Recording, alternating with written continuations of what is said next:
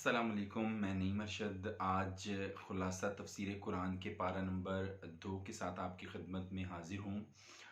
الحمدللہ آج دوسرے پارے کے بارے میں انشاءاللہ ہم یہاں پہ شیئر کریں گے، ڈسکس کریں گے۔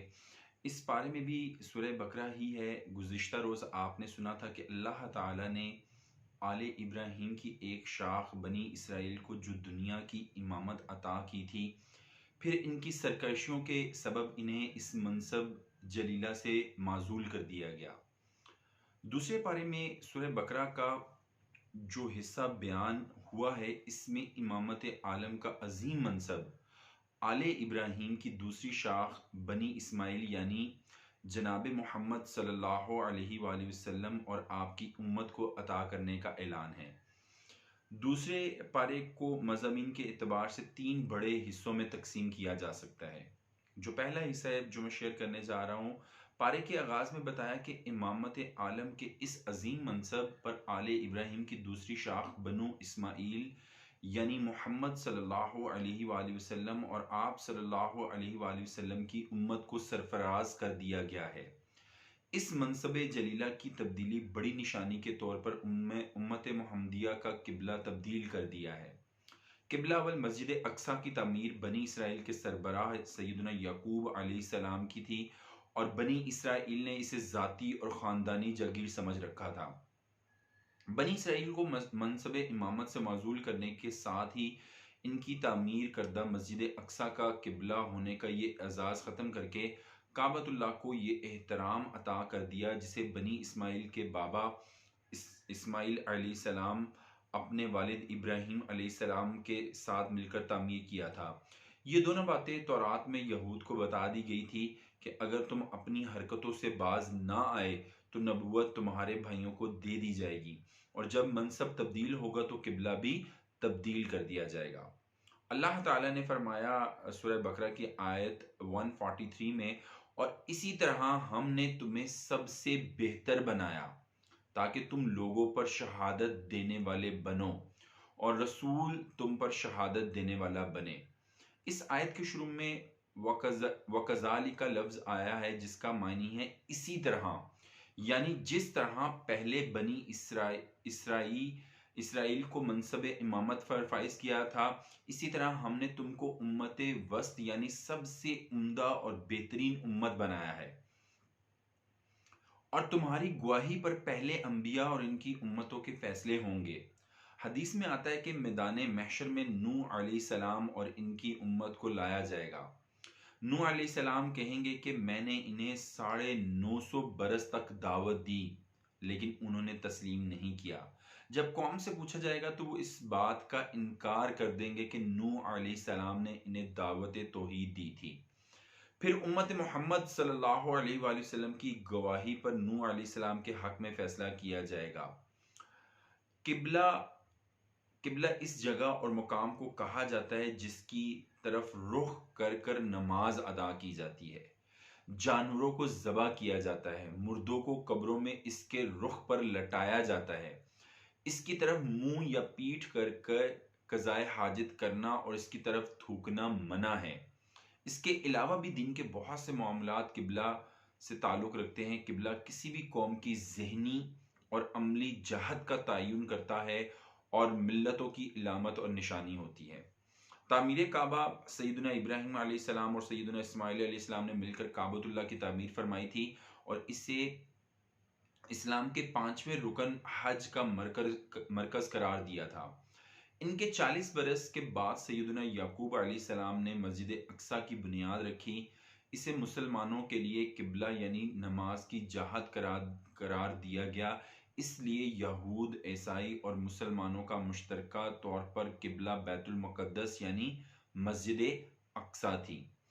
تحویل قبلہ نبی کریم صلی اللہ علیہ وآلہ وسلم مکہ مکرمہ میں رہتے ہوئے نبوی زندگی کے 13 سال تک اور مدینے میں پہنچ کر تقریباً 16 یا 17 مہینوں تک مسجد اقصیٰ کی طرف منہ کر کر نماز ادا کرتے رہے۔ پھر اللہ نے اپنے وعدے کے مطابق قبلہ تبدیل کر کے مسلمانوں کے لیے کعبہ کو قبلہ قرار دے دیا، یعنی مسلمانوں کے لیے حج کا مقام اور قبلہ ایک ہی جگہ کو قرار دے دیا گیا اور ان کے قبلہ کو اختیار کرنے سے سختی سے ممانعت کر دی۔ فرمایا سورہ بقرہ کی آیت 145 میں، اور یقیناً اگر تو ان لوگوں کے پاس جنہیں کتاب دی گئی ہے ہر نشانی بھی لے آئے، وہ تیرے قبلے کی پیروی نہیں کریں گے، اور نہ تو کسی صورت ان کے قبلے کی پیروی کرنے والا ہے۔ مزید کافروں کے مکے میں داخلے پر بندی لگا دی۔ اس کا مقصد یہ تھا کہ مسلمان عیسائیوں اور یہودیوں سے الگ تھلگ رہیں، مسلم کلچر غیر مسلم تہذیب سے خلط ملط نہ ہو اور مسلمانوں پر کافر تہذیب کے اثرات نہ پڑیں۔ لہٰذا ہمیں دوسرے معاملات میں بھی یہود و نصارہ کی مشابہت اختیار کرنے سے بچنا چاہیے، جیسے کہ رسول صلی اللہ علیہ وآلہ وسلم نے فرمایا، من تشبہ بقوم فہو منہم، جو مسلمان جس قوم کی مشابہت اختیار کرے گا وہ انہی میں سے سمجھا جائے گا۔ دوسرا حصہ سورہ بقرہ کا پارہ نمبر 2 کا، جس میں اگین امپورٹنٹ ہے، مسلم معاشرے اور اسلامی تہذیب سے تعلق رکھنے والے احکام اور مسائل بیان ہوئے ہیں۔ جب مسلم معاشرے اور اسلامی تہذیب کی شناخت قائم ہوگی تو پارے کے دوسرے حصے میں اس سے تعلق رکھنے والے احکام و مسائل بیان کیے گئے، اور سب کے سب اہم ہیں۔ اللہ تعالیٰ سے مومنوں کی شدید محبت۔ اسلام میں سب سے پہلی چیز اللہ پر ایمان لانا ہے، اس کے بغیر کوئی بھی شخص مسلمان نہیں بن سکتا، اور اللہ پر ایمان لانے کا مطلب صرف مان لینا نہیں بلکہ دنیا کی ہر چیز سے بڑھ کر اللہ سے تعلق اور محبت کرنا، اور پھر اس محبت کا اظہار اطاعت سے ہو، تب آدمی سچا مسلمان اور پکا مومن بنتا ہے۔ جیسے کہ اللہ پاک فرماتے ہیں سورہ بقرہ کی آیت 165 میں، اور لوگوں میں سے بعض وہ ہیں جو غیر اللہ میں سے کچھ شریک بنا لیتے ہیں، وہ ان سے اللہ کی محبت جیسی محبت کرتے ہیں، اور وہ لوگ جو ایمان لائے وہ سب سے زیادہ اللہ سے محبت کرنے والے ہیں۔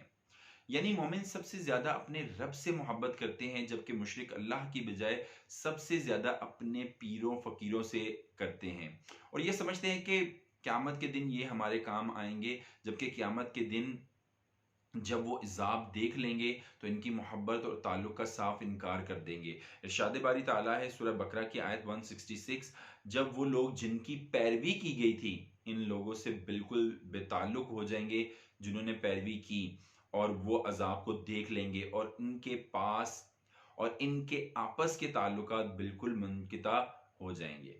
حلال و حرام کا تصور ایمان لانے کے بعد ضروری ہے کہ اسلام کے حلال و حرام کا مکمل خیال رکھا جائے۔ اللہ تعالیٰ نے بندوں کی ضروریات اور چیزوں کے خواص کو سامنے رکھتے ہوئے جو چیزیں انسان کے لیے مفید تھی انہیں حلال کر دیا، اور جو چیزیں اس کی صحت یا اخلاق کے لیے مضر تھی وہ بندوں پر حرام قرار دے دی۔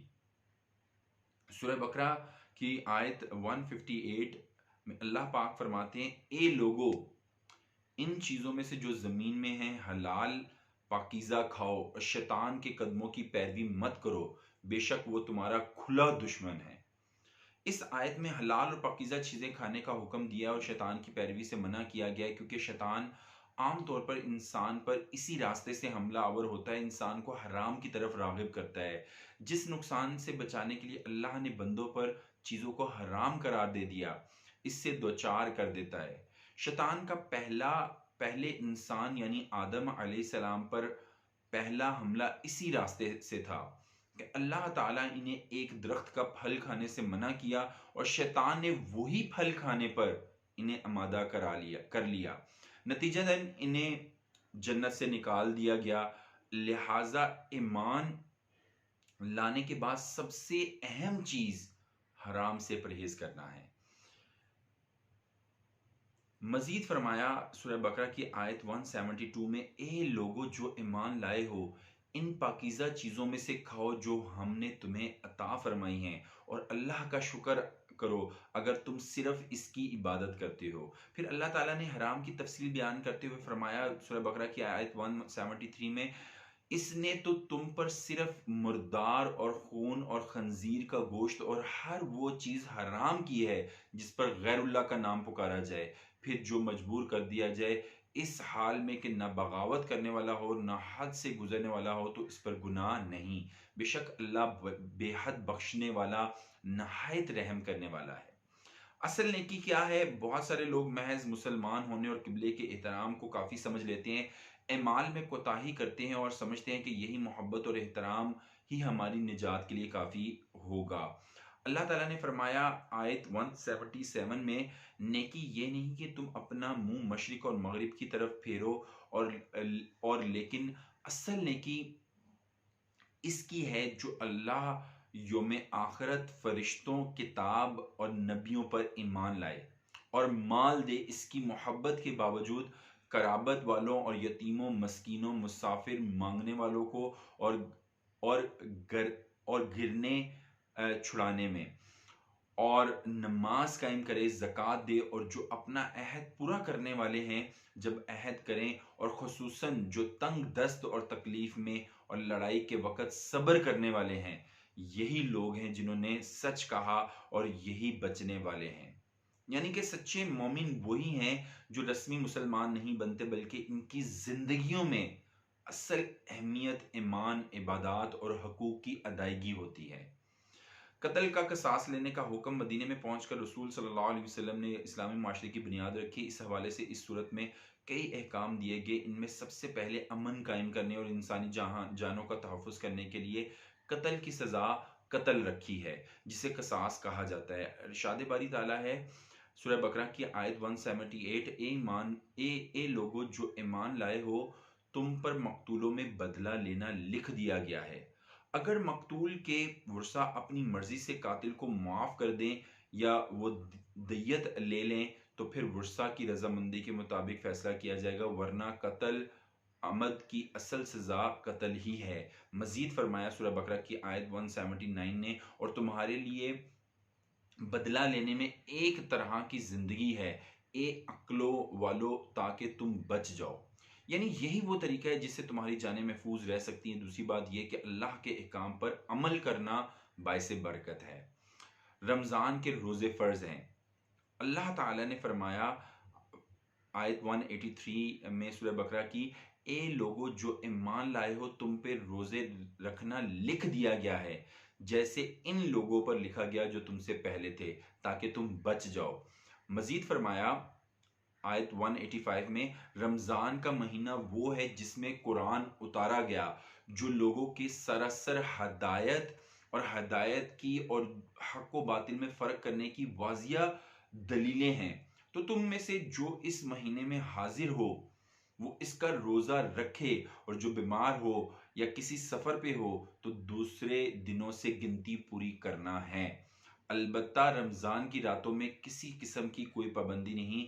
روزے کے ساتھ دعا کا تعلق بہت امپورٹنٹ کانسیپٹ ہے۔ روزے کے ساتھ دعا کا بہت گہرا تعلق ہے، اس لیے اللہ تعالیٰ نے روزے کے احکام کے درمیان میں دعا کرنے کا حکم دیا اور اس کی قبولیت کا اعلان کیا، اور فرمایا آیت نمبر 186 سورہ بقرہ میں، اور جب میرے بندے تجھ سے میرے بارے میں سوال کریں تو بے شک میں قریب ہوں، میں پکارنے والوں کی دعا قبول کرتا ہوں۔ جب وہ مجھے پکارتا ہے تو لازم ہے کہ وہ میری بات مانیں اور مجھ پر ایمان لائیں تاکہ وہ ہدایت پائیں۔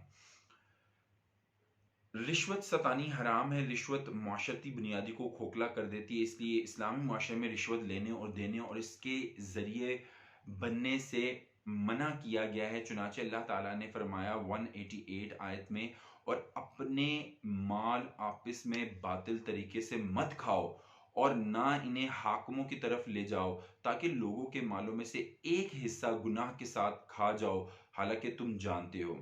روزے کی آیات کے بعد اسے لانے کا مقصد یہ ہے کہ جب اللہ کے حکم پر کچھ وقت کے لیے حلال چیزوں کو چھوڑ دیا ہے تو اس کا لازمی تقاضا ہے کہ جو چیزیں ابدی طور پر حرام ہیں انہیں ہمیشہ کے لیے چھوڑ دیا جائے۔ جہاد کا حکم جب امت محمد کو امامت عالم کا منصب تفویض کر دیا گیا تو اس کا لازمی تقاضا ہے کہ اس دین کی اشاعت اور تنفیذ کے لیے ہر طرح کی کوشش بجا لائیں، دعوت بھی دیں، جہاد بھی کریں۔ سورہ بقرہ کی آیت 190 میں اللہ پاک فرماتے ہیں اور اللہ کے راستے میں ان لوگوں سے لڑو جو تم سے لڑتے ہیں، اور زیادتی مت کرو، بے شک اللہ زیادتی کرنے والوں سے محبت نہیں کرتا۔ مزید فرمایا سورہ بقرہ کی آیت 193 میں، اور ان سے لڑو یہاں تک کہ کوئی فتنہ نہ رہے اور دین اللہ کے لیے ہو جائے۔ یعنی جہاد کا اصل مقصد معاشرے سے فتنہ فساد کا خاتمہ کرنا ہے۔ صدقات و خیرات کرنے کا حکم کوئی بھی معاشرہ تب تک مضبوط نہیں ہو سکتا جبکہ اس کے امیر لوگ سلطنت کے استحکام کے لیے مال خرچ نہیں کرتے۔ اس لیے اسلامی معاشرے میں رہنے والے امیر لوگوں پر فرض ہے کہ وہ اپنا مال حکومت کے استحکام اور غریب لوگوں کی تعاون کے لیے مال خرچ کریں۔ سورہ بقرہ کی آیت 195 میں، اور اللہ کے راستے میں خرچ کرو اور اپنے ہاتھوں کو ہلاکت کی طرف مت ڈالو اور نیکی کرو، بے شک اللہ نیکی کرنے والوں سے محبت کرتا ہے۔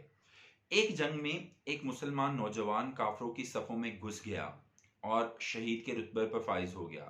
بعض لوگوں نے کہا اس نے اپنے آپ کو ہلاکت میں ڈال لیا ہے اور یہ حرام ہے۔ وہاں پہ سیدنا ابو ایوب انصاری رضی اللہ تعالیٰ عنہ موجود تھے۔ جب انہوں نے یہ بات سنی تو سب لوگوں کو اکٹھا کیا اور فرمایا، تم کافروں کی صفوں میں گھس کر جہاد کرنے والوں کے متعلق کہتے ہو کہ اس نے ہلاکت اختیار کی ہے؟ اللہ کی قسم، یہ آیت ہم انصار کے متعلق نازل ہوئی تھی جب نبی صلی اللہ علیہ وآلہ وسلم اور صحابہ کرام رضی اللہ عنہم ہجرت کر کر مدینے میں تشریف لائے اور ہم نے انہیں جگہ دی، جہاد کا سلسلہ شروع ہوا تو ہم نے ہر چیز سے بے پرواہ ہو کر جہاد میں حصہ لیا۔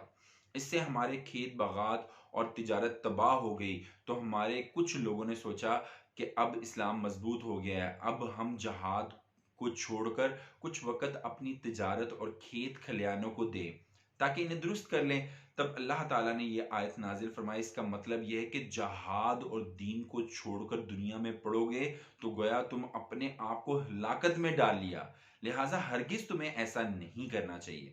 صدقہ خیرات کی دو حدیں ہیں، ایک فرضی دوسرا نفلی۔ فرضی صدقہ جسے ہم زکوٰۃ کہتے ہیں وہ صرف اس شخص پر فرض ہے جس کے پاس 85 گرام سونے کے برابر مال ہو اور 1 سال سے پڑا ہو، لیکن نفلی صدقے کی کوئی حد نہیں ہے، لیکن افضل درجہ یہ ہے کہ ہر اپنی ضرورت سے اضافی چیز خرچ کر دی جائے۔ ارشاد باری تعالیٰ ہے سورہ بقرہ کی آیت 219، اور وہ آپ سے پوچھتے ہیں کیا چیز خرچ کریں، کہہ دیں جو بہترین ہو۔ اس طرح اللہ تعالیٰ تمہارے لیے کھول کر آیات بیان کرتا ہے تاکہ تم غور و فکر کرو۔ حج اور عمرے کا حکم۔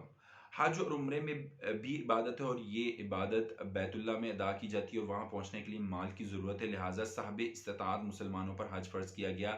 سورہ بقرہ کی آیت 196، اور حج اور عمرہ اللہ کے لیے پورا کرو۔ مزید فرمایا آیت 197 میں، حج چند مہینے ہیں جو معلوم ہیں، پھر جو ان میں حج فرض کر لے تو حج کے دوران نہ کوئی شہوانی فعل ہو، نہ کوئی نافرمانی ہو، نہ کوئی جھگڑا، اور تم نیکی میں سے جو بھی کرو گے اللہ اسے جان لے گا۔ اور زاد راہ لے لو کہ بے شک زاد راہ کی سب سے بہترین خوبی سوال سے بچنا، اور مجھ سے ڈرو اے عقلو والو۔ اسلام میں مکمل داخل ہونے کا حکم۔ اسلام ایک نظام اور سسٹم کا نام ہے۔ جو شخص اسلام میں داخل ہوتا ہے اس پر فرض ہے کہ وہ اسلام کے ہر حکم پر عمل پیرا ہو۔ ایسا نہ ہو کہ آسان یا پسندیدہ کام کرے اور مشکل کام آنے پر بہانے بنا کر نکل جائے۔ یہ ایکسکیوز می، یہ مسلمانی نہیں، منافقت اور نفس پرستی ہے۔ ارشاد باری تعالیٰ ہے، اے لوگو جو ایمان لائے ہو، اسلام میں پورے پورے داخل ہو جاؤ اور شیطان کے قدموں کے پیچھے مت چلو، یقیناً وہ تمہارا کھلا دشمن ہے۔ اسلام کی وجہ سے پہنچنے والی تکلیف کو برداشت کرنا۔ آج کتنے لوگ ہیں جو گرمی کے ڈر سے روزہ نہیں رکھتے، دکان بند کر کے نماز پڑھنے نہیں جاتے کہ گاہک دوسری دکان پر نہ چلا جائے، اس کے باوجود خود کو جنت کا مستحق سمجھتے ہیں، حالانکہ جنت کا راستہ مشکلات اور مصائب سے ہو کر گزرتا ہے۔ اللہ تعالیٰ نے فرمایا سورہ بقرہ کی آیت 214 میں، یا تم نے گمان کر رکھا ہے کہ تم جنت میں داخل ہو جاؤ گے، حالانکہ ابھی تک تم پر ان لوگوں جیسی حالت نہیں آئی جو تم سے پہلے تھے، انہیں تنگ دستی اور تکلیف پہنچی اور وہ سخت ہلائے گئے، یہاں تک کہ رسول اور جو لوگ اس کے ساتھ ایمان لائے تھے कह उठे अल्लाह की मदद कब होगी, सुन लो बेशक अल्लाह की मदद करीब है। सैयदना बिलाल हबशी रदी अल्लाह ताला अन्हु, सुहैब रूमी रदी अल्लाह ताला अन्हु, खबाब बिन अर्त रदी अल्लाह ताला अन्हु, यासिर रदी अल्लाह ताला अन्हु और इनकी बीवी समिया को देख लें, उन्होंने इस्लाम के लिए कितनी कितनी तकालीफ बर्दाश्त की। इनके मुकाबले में हम मामूली मामूली तकालीफ तो दूर की बात, अगर इस्लाम और कोई हकीर सा मुफाद बिलमुकाबिल आ जाए तो हमारी अक्सरियत मुफाद के हसूल के लिए इस्लाम को छोड़ देगी, इस्लाम के लिए मुफाद को नहीं छोड़ेगी। इनके लिए ये पैगाम है कि जन्नत को हसूल इतना आसान नहीं है। अब सूरह बकरा की जो जो थर्ड पार्ट है उसकी तरफ हम मूव कर रहे हैं। पारा 2 के अंदर इस हिस्से में मुसलमानों के खानगी मामलात से मुतल्लिक हदायत दी हैं, इसलिए कि अगर घरों का निज़ाम बिगड़ जाए तो माशरा तबाह हो जाता है। ये बहुत इंपॉर्टेंट है और मेरा ख्याल है कि घरों के जो हमारे फैमिली सिस्टम है या जो हमारे बेसिक प्रिंसिपल्स हैं उनके लिए ये बहुत बड़ी जॉब डिस्क्रिप्शन है जो थर्ड कंपोनेंट में, थर्ड पार्ट में यहाँ पे शेयर की जा रही है। निकाह और शादी के लिए अवलिन शरत ईमान है। निकाह का मतलब जिंदगी भर का साथ है और इस साथ में खावंद के बीवी पे और बीवी के खावंद पर इसरात पड़ते हैं। लड़कों की माएँ कहती हैं मेरा बेटा तो बड़ा फर्माबरदार था लेकिन जब से शादी हुई है अब हमें पूछता तक नहीं है। और कभी ऐसा भी होता है कि बेटी दीनदार, नमाज रोजे की पाबंद और पर्दादार होती है लेकिन वालिदैन इसकी शादी किसी बेदीन दुनियादार के साथ कर देते हैं। कुछ ही वक्त के बाद वो नमाज रोजे से भी फारिग और पर्दा भी छोड़ देती है। इसका जिम्मेदार कौन है? यकीनन वालिदैन है। इसलिए अल्लाह ताला ने निकाह करते हुए दीन को अव्वलीन अहमियत देने का हुक्म दिया है। फरमाया सूरह बकरा की आयत 221 में, और मुशरिक औरतों से निकाह ना करो यहाँ तक कि वो ईमान ले आएं, और यकीनन एक मोमिन लौंडी किसी भी मुशरिक औरत से बेहतर है, ख्वाह वो तुम्हें अच्छी लगे और ना अपनी औरतें मुशरिक मर्दों के निकाह में दो। वो यहाँ तक कि वो ईमान ले आए और यकीनन एक मोमिन गुलाम किसी भी मुशरिक मर्द से बेहतर है, ख्वाह वो तुम्हें अच्छा मालूम हो। जिनसी अमल के इस्लामी असूल ज़वाबित। शादी के बाद सबसे बड़ा काम जिनसी अमल और औलाद का हसूल है, इसलिए इस्लाम ने इसके हसूल ज़वाबित मुकर्रर किए हैं। फरमाया सूरह बकरा की आयत 222 में, और वो तुझसे हैज़ के मुतल्लिक पूछते हैं, कह दें वो एक तरह की गंदगी है, सो हैज़ में औरतों से अलहदा रहो और इनके करीब ना जाओ यहाँ तक कि वो पाक हो जाएं। फिर जब वो गुस्ल कर लें तो इनके पास आओ जहां से तुम्हें अल्लाह ने हुक्म दिया है, बेशक अल्लाह इनसे मोहब्बत करता है जो बहुत तौबा करने वाले हैं और इनसे मोहब्बत करता है जो बहुत पाक रहने वाले हैं। दूसरी बात, जिनसी अमल इंजाम कैसे देना है, इसके मुतल्लिक अल्लाह ताला का इरशाद है सूरह बकरा की आयत 223 में, तुम्हारी औरतें तुम्हारे लिए खेती हैं, सो अपनी खेती में जिस तरह चाहो आओ और अपने लिए आगे सामान भेजो और अल्लाह से डरो और जान लो कि तुम इससे मिलने वाले हो और ईमान वालों को खुशखबरी दे दें। झगड़े को पूरे तहम्मुल से फेस करें। अगर कभी जिंदगी की गाड़ी को ब्रेक लग जाए तो पूरे तहम्मुल के साथ फेस करना है और इस मामले में भी एक दूसरे का पूरा एहतराम करना है। क्या कमाल है कि अल्लाह ताला के पाक कलाम के अंदर आपको जो बेसिक लाइफ के लिविंग स्टैंडर्ड्स हैं वो भी मिल रहे हैं। सूरह बकरा की आयत 237 में अल्लाह पाक फरमाते हैं, और आपस में एहसान करना ना भूलो, बेशक अल्लाह इसको जो तुम कर रहे हो खूब देखने वाला है। इलाह के अहकाम, अगर कभी खावंद और बीवी का बाहम झगड़ा हो जाए तो इसे सालहा साल तक नहीं चलना चाहिए। ये छोटी छोटी बातों पर तलाक तक नहीं पहुंचना चाहिए। सूरह बकरा की आयत 226 और 27 में, इन लोगों के लिए जो अपनी औरतों से कसम खा लेते हैं 4 महीने इंतजार करना है, फिर अगर वो रुजू कर लें तो बेशक अल्लाह बेहद बख्शने वाला, नहायत रहम वाला, और अगर तलाक का पुख्ता इरादा कर लें तो बेशक अल्लाह सब कुछ सुनने वाला, सब कुछ जानने वाला है। यानी अगर कभी झगड़ा हो जाए तो ऐसा ना हो कि खावंद घमंड में आकर कसम खा ले कि अल्लाह की कसम मैं इससे सुलह नहीं करूंगा।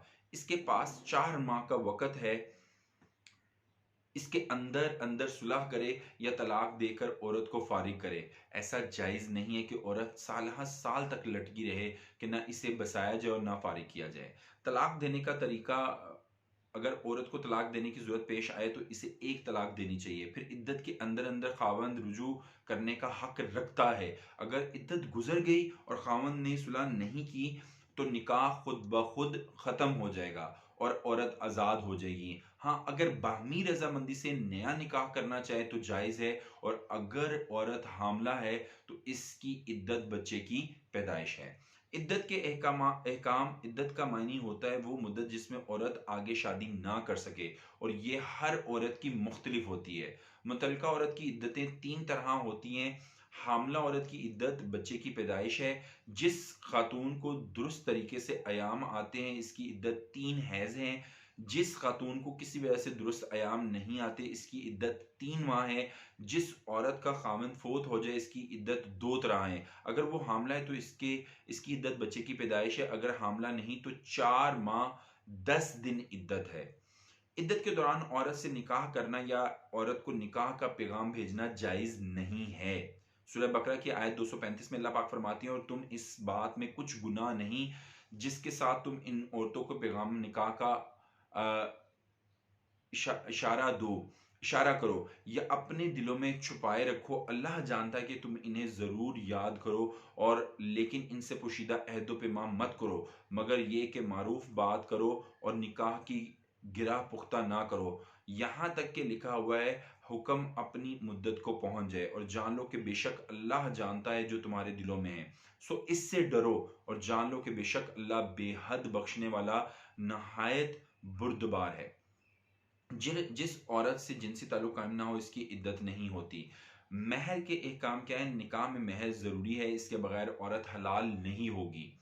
جو طے ہوا اسے مکمل ادا کرنا ضروری ہے، لیکن اگر نکاح کے موقع پر مہر کا تعین ہو گیا ہے مگر جنسی تعلق قائم نہیں ہوا اور طلاق ہو گئی تو آدھا مہر دینا واجب ہے. اور اگر مہر کا تعین ہی نہیں ہے اور جنسی تعلق قائم ہونے سے پہلے طلاق ہو گئی ہے تو کچھ نہ کچھ دینا چاہیے. سورہ بقرہ کی آیت 236 اور 37 میں اللہ پاک فرماتے ہیں تم پر کوئی گناہ نہیں اگر تم عورتوں کو طلاق دے دو جب تک تم نے انہیں ہاتھ نہ لگایا ہو یا ان کے لیے کوئی مہر مقرر نہ کیا ہو، اور انہیں سامان دو. وسعت والے اس کی طاقت کے مطابق اور تنگی والے اس کی طاقت کے مطابق ہے. سامان معروف طریقے کے مطابق دینا ہے، نیکی کرنے والوں پر یہ حق ہے. اور اگر تم انہیں اس سے پہلے طلاق دے دو کہ انہیں ہاتھ لگاؤ اس حال میں کہ تم ان کے لیے کوئی مہر مقرر کر چکے ہو تو تم نے جو مہر مقرر کیا ہے اس کا نصف لازم ہے، مگر یہ کہ وہ معاف کر دیں یا وہ شخص معاف کر دے جس کے ہاتھ میں وہ نکاح کی گرہ ہے، اور یہ کہ تم معاف کر دو تقوی کے زیادہ قریب ہے. اور آپس میں احسان کرنا نہ بھولو، بے شک اللہ تعالی اس کو جو تم کر رہے ہو خوب دیکھنے والا ہے. واقعہ طالوت کیا ہے؟ بنی اسرائیل کے ایک خاندان پر ایک بادشاہ نے حملہ کر دیا، ہر چیز لوٹ لی، بیوی بچوں کو غلام بنا لیا. مرد ڈر کے مارے بھاگ کھڑے ہوئے، پھر شرمندہ ہو کر ایک جگہ جمع ہوئے، لشکر تیار کرنے لگے. مگر مسئلہ کھڑا ہوا کہ سپہ سالار کون بنے گا. دوسرے علاقے کے نبی کے پاس گئے کہ اب اللہ کے حکم سے ہمارا سپہ سالار مقرر کر دیں. تو اس نبی نے ایک غریب خاندان کے ایک فرد طالوت کو ان کو بادشاہ اور سپہ سالار مقرر کر دیا. انہوں نے کہا یہ غریب ہے، کیسے ہمارا بادشاہ بن سکتا ہے؟ کسی امیر کو بادشاہ بنائے. تو اس نبی نے کہا، سورہ بقرہ کی آیت 247 میں اللہ پاک فرماتے ہیں بے شک اللہ نے تمہارے لیے طالوت کو بادشاہ مقرر کیا ہے. انہوں نے کہا کہ اس کی حکومت ہم پر کیسے ہو سکتی ہے جبکہ ہم حکومت کے اس سے زیادہ حقدار ہیں اور اسے مال کی کوئی وسعت بھی نہیں دی گئی. فرمایا بے شک اللہ نے اسے تم پر چن لیا ہے اور اسے علم اور جسم میں ازیدہ فرازی عطا فرمائی ہے، اور اللہ اپنی حکومت جسے چاہتا ہے دیتا ہے، اور اللہ وسعت والا سب کچھ جاننے والا ہے. آخر مجبوراً انہیں ماننا پڑا. جب طالوت نے لشکر ترتیب دیا اور دشمن پر حملہ کرنے کے لیے تیار ہوئے تو چونکہ کچھ لوگوں نے انہیں دل سے تسلیم نہیں کیا تھا اس لیے اللہ تعالیٰ نے ان کا امتحان لیا کہ راستے میں ایک نہر پڑتی تھی، گرمی بھی شدید تھی تو انہوں نے پانی پینے سے منع کر دیا اور فرمایا آیت 249 میں جس نے اس میں سے پیا تو وہ مجھ سے نہیں، اور جس نے اسے نہ چکھا تو وہ بے شک وہ مجھ سے ہے، مگر اپنے ہاتھ سے ایک چلو بھر پانی لے لے تو ان میں سے تھوڑے لوگوں کے سوا سب نے اس سے پی لیا۔